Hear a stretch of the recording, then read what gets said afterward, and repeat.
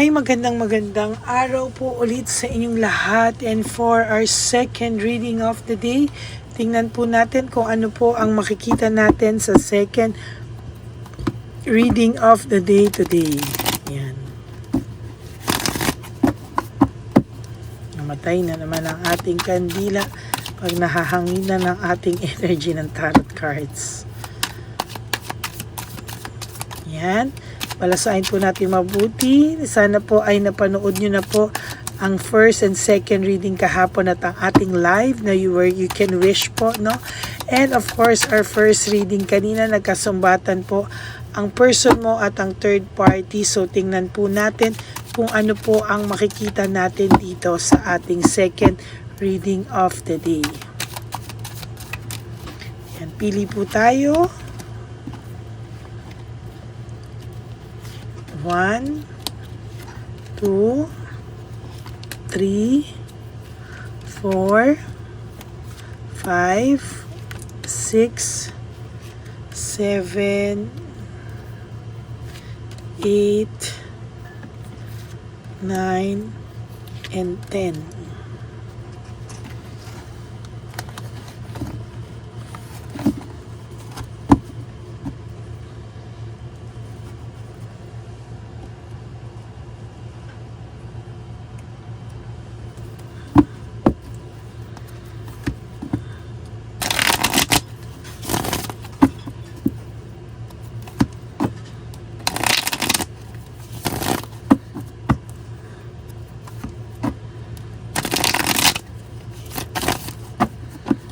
Yan, balasahin po natin mabuti para makita nyo po na binalasa ko pong maigi talaga, ha?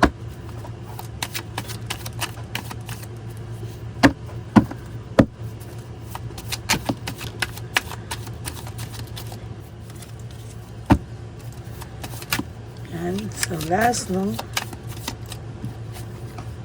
Freedom and explore. Yan po, no, nag-aanuhan po sila, no, habang ako po ay nagbabalasa, sila po ay naghuhulugan.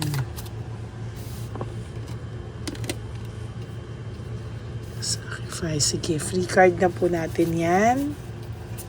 Pili po tayo ng 10. 1, 2, 3, 4, 5, 6, 7, 8, 9, and 10.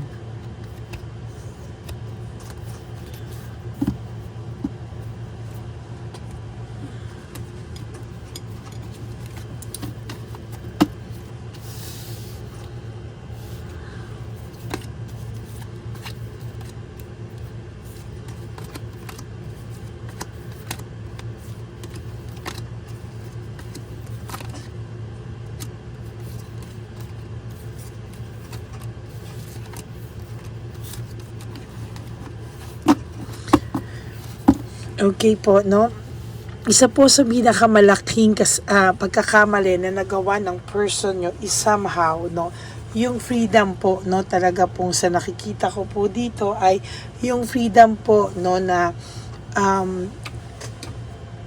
inakala niya po talaga na magiging mas okay siya, no? Pag siya ay nakawala na sa'yo, kapag siya po ay totally ay naka-move on daw po, etc.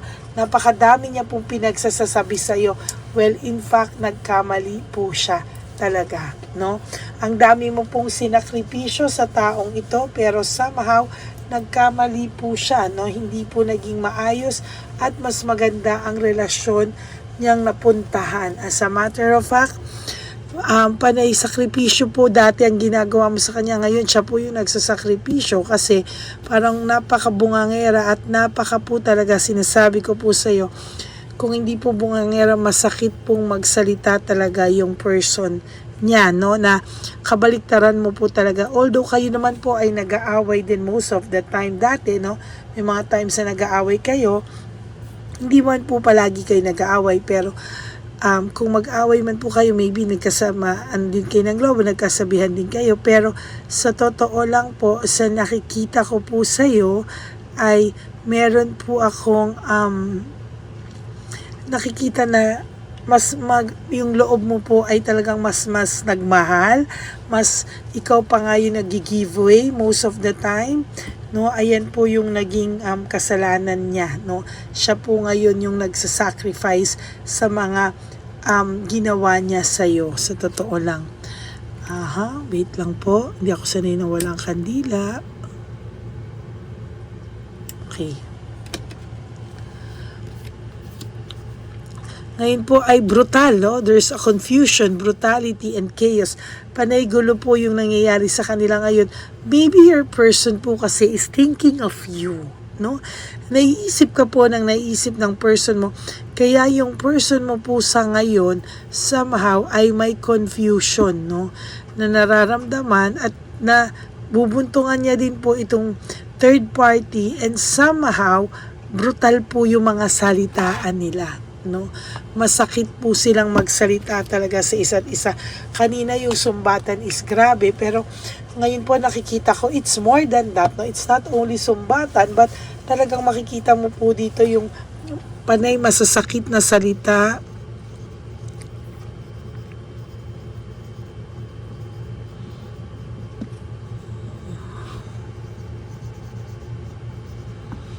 Ang lumalabas sa kanila.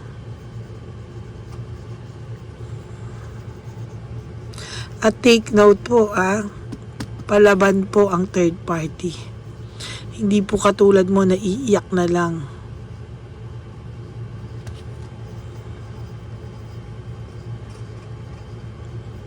Pag sinabihan po siya ng masakit na salita, ang gagawin niya po is masasaktan niya pa po ng salita. Ayan.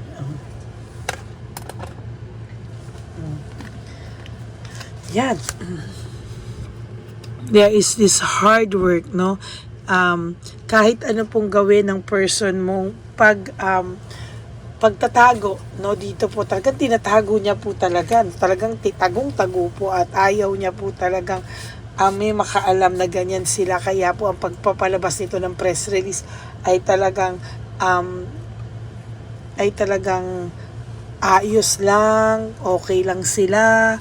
Pero sa totoo lang po, no, they are not okay. At sa totoo lang po, sa ngayon po, ay talagang gumagrabe po yung sitwasyon talaga po ng dalawang ito. There is this dissatisfaction and lack of inner joy. Sa totoo lang po, ang taong ito po ay nakakaramdam ng lack of inner joy, dissatisfied po siya sa buhay niya, hindi po siya masaya, and so far, nasasaktan po siya sa lahat ng nangyayari. Nawalan po siya bigla ng balanse. Nung sa'yo, kala mo kung sinong mayabang ito, no? Pero ngayon, nawalan po siya ng diskarte, na disorganize po ito, and nawalan po ng diskarte, nawalan po ng balance, and somehow, I tell you, this is karma, no? Karma niya po ito. Ngayon, pinalalabas niya po head over heart, talagang kinakaya niya lang po talaga yung nangyayari ngayon, but sad to say, minsan po talaga hindi na po niya halos kayanin. There is this sa'yo po, ikaw ay nakaka-recover habang sila ay bungangaan, panay masasakit na salita ang lumalabas sa kanila, laban sila ng laban, pero sa FB sila ay sweet couple. Talaga naman po, natatawa po kasi ako, no? Sa totoo lang po, kung makaano sila, they are very selfish also. They are full of jealousy and insecurity. Alam mo po, kung makikita mo po, kala mo ang sweet-sweet nito, pero grabe ka pong pagselosa nito. And grabe din po yung, ano niya sa'yo. Grabe po talaga yung mga, lumalabas sa mga salita nito, no?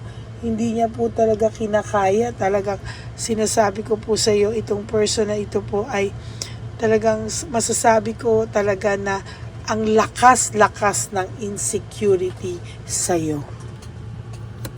There is fear of change, playing safe lang po ang tao na ito, at kung tutuusin po, hindi po siya bukas sa na magkakaroon ka po ng iba. Di ba, aling siya lang daw ang may iba, pero ikaw po ay hindi ka daw po pwedeng magkaroon ng iba. napaka-selfish, no? Hindi ikaw daw po ay hindi pwedeng magkaroon ng iba. Siya lang daw po ang pwede, pero ikaw po hindi niya po matatanggap pag ikaw na po ang nagkaroon ng iba, no? Nabunod ko rin po ito kanina. There is this cold heart and bitterness. May paglalamig po talaga sila sa isa't isa. Siguro nag-away to kahapon, no? Kasi sobra po talagang fresh na fresh, no? Quick decision, nagkahamunan pa po ito, ha? Nagkahamunan pa po ito ng hiwalayan, ano? To be honest with you, may nakikita po ako dito na meron pa po silang hiwalayan effect, no? So, totoo lang po, impulsive, very impulsive, no? Naghahamunan po, pero parang hindi din po, may isa sa kanila na sumuko, no? Parang isa sa kanila ay talagang hindi na po pumatol. Maybe yung person mo po kasi sabi niya, ano ba naman tong napasok ko? Parang sobra pa lang yung napasok kong sitwasyon. Mas malala pa, no?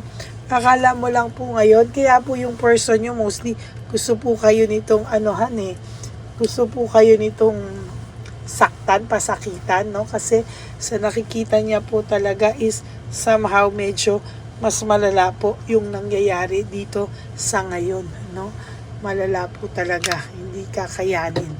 There is this false success, living beyond means. Sa nakikita ko po ay medyo masaklap po, no? Masaklap po talaga yung nangyayari dito sa tao na ito. There is passion and high standard. Ikaw po ay passionate ngayon sa mga susunod na mangyayari sa buhay mo. Alam mo po na ito pong susunod na araw sa buhay mo ay somehow magiging mas maayos ka pa po, no? And sa nakikita ko po, ikaw po ay makaka-move on ka na po, no? For ngayon, naiisip ka po niya, kung naiisip mo siya, ay naiisip mo po siya because naiisip ka niya, pero there will come a time kahit maisip ka po ng taong ito, wala ka na pong pakialam, no? At the back of your mind, sige, nandyan siya kasi iniisip ka niya, pero sa totoo lang po, sa mga susunod na araw, sa mga susunod na panahon, pag napagod ka na po, kahit isipin ka po ng taong to, wala ka na pong maiisip pa, no? Hindi mo na po yan para dibdibin pa, no? Sa mga susunod na panahon, sabi ko po sa iyo, hindi mo na po yan didibdibin pa, no? There will come a time that this person will come to realize na siya po ay nagkamali ng big time sa iyo, and dadating po ang araw, lahat ng mga pinagsasabi niya sa iyo masasakit ay kakainin niya ng buo. Burden po ngayon ang pakiramdam niya, no? Nababurden po siya na hindi niya po maintindihan. Bakit? There is also self-pity. Ayan na naman siya. Pakiramdam niya po ay siya na naman po ang biktima, no? Siya na naman po ang ape, no? Na inaapi po siya nung person niya ngayon, ano? Na dati po, ikaw yung nang-aapi sa kanya, pero siya po ngayon naman ang nang-aapi sa iyo, no? Yan po, no? Mostly po lagi pong siya po lagi ang inaapi. Na pakiramdam po ng person mo na lagi na lang po itong naaapi, no? Kahit minsan naman po may kasalanan din siya, masakit din naman siya magsalita, pero ang pakiramdam niya po somehow is lagi po siyang inaapi ng mga karelasyon niya. Medyo may pagka-victim po to, nagkataon lang po na nakahanap po siya ng katapat, no? Ng karma niya sa babaeng ito, no? Mostly po itong babaeng ito talaga ay masasabi kong palaban talaga, no? Hindi po uubra sa kanya yung style na siya yung sisisihin, ano? Talagang mapapahiya po yung person nyo sa ngayon sa ganyang ugali, no? Ayan po talaga. So, hindi po talaga uubra sa third party mo yung ganyang pa-victim effect niya po. Somehow, there is deception, insecurity, and tactics, no? Marami po siyang ginagawang strategy on how na siya yung lalabas na hindi maayos, siya po yung lalabas na biktima, no? Yan po talaga yung nakikita kong medyo kakaiba po. Marami na po siyang na-loss na opportunity, miss chance, na dapat ay naayos niya pa kayo. Pero ano pong ginawa niya? Mas pinili niya pong magpakabiktima, no? Mas pinili niya po yung ganyang sitwasyon at senaryo, no? Kaya po sa nakikita ko ay medyo mas malala po ang mangyayari dito sa susunod. Lack of commitment, sa totoo lang po, there is this lack of commitment, no? And talaga pong panay-away lang sila, no? Ang aga pong natapos ng honeymoon stage na to, no? And there is this lack of initiative, no? Sa nakikita ko po, meron ako nakikita dito na lack of initiative. Wala pong ginagawa ang person nyo to correct, no? Sa ngayon, lahat po, kaya yan po, no, bumalik lang po sa kanya ng bonggang-bongga, but naiisip ka po niya, sobrang naiisip ka niya. There is mental energy, na may mental telepathy ka po ng person mo, at talagang sabi ko po sa iyo, no, yung pagme-mental telepathy po sa iyo nito ay grabe, no? Talagang minsan po nagigising ka sa madaling araw, hindi ka na po makatulog, no?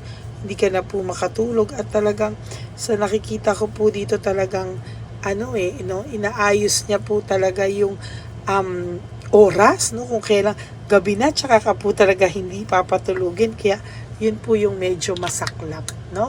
So that's it for your reading of the day.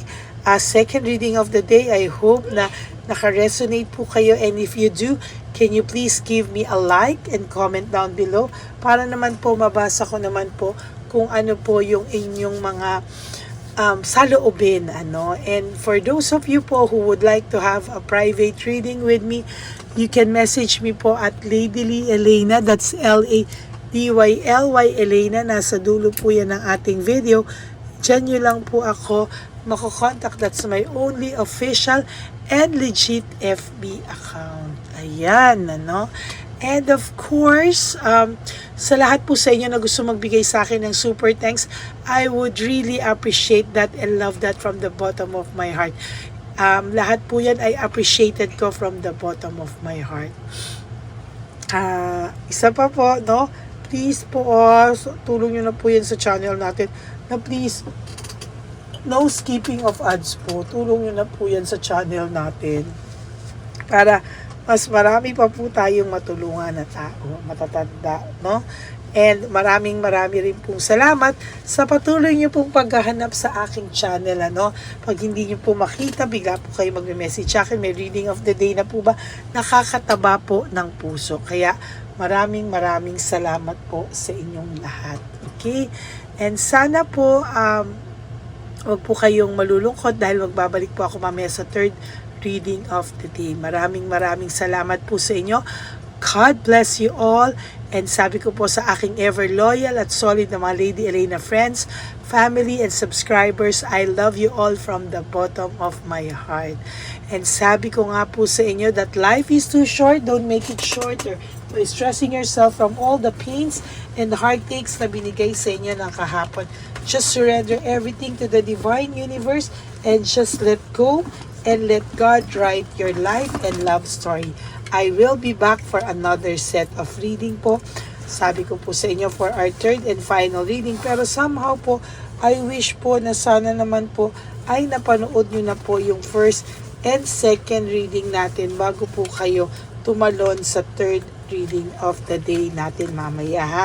Sana po ay napanood nyo na po ito at yung mga iba pong readings natin kahapon bago po kayo tumalon sa mga bagong readings. Kasi sayang din po yun dahil talagang pinagpapaguran po natin yan at magaganda po ang bawat readings. Kaya sana po ay per episode po kayo kumbaga, no? So ayan po, no, maraming salamat po sa inyong lahat. And sabi ko nga po sa inyo, just live one day at a time. Huwag po kayong malulungkot, no? Ngayon po ay isipin niyo po na kayo po ay magiging masaya sa araw na ito po, no? At iwasan niyo pong malungkot, no? Iwasan niyo po ang maging malungkot at iwasan niyo po yung mga negative vibes, no? Dapat po ay tayo po ay nasa good vibes lang po. Okay? So, God bless you all. I love you all. And stay safe, everyone. At mahal na mahal ko po kayong lahat. God bless you. I love you all. And I will all see you again on my next reading. Bye!